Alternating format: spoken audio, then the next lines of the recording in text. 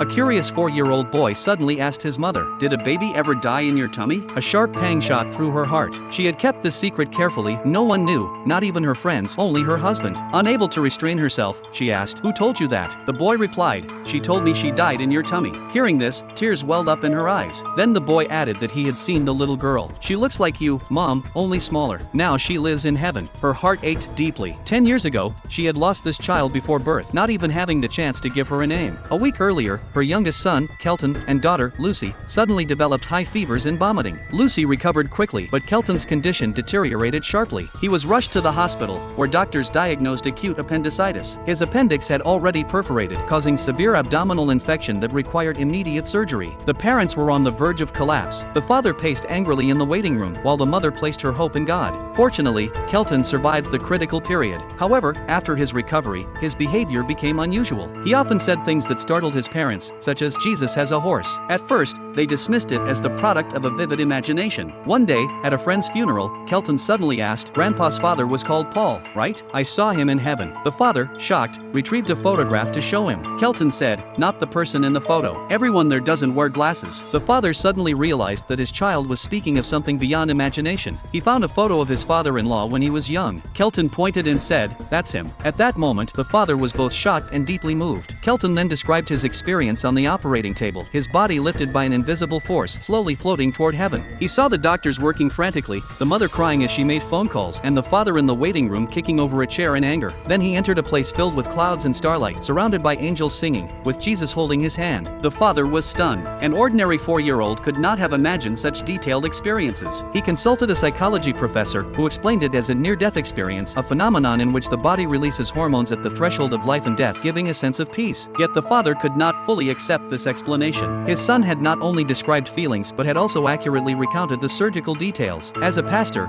he found himself torn between faith and reason. Standing at the pulpit before a congregation, he shared his son's extraordinary experience. Some were curious, some skeptical, and some directly asked, "Do you believe your child's account?" Faced with the unexpected question, his expression was complex and subtle. After a long pause and deep reflection, he hesitated, offering no definitive answer. In that moment, everyone could feel the struggle within him.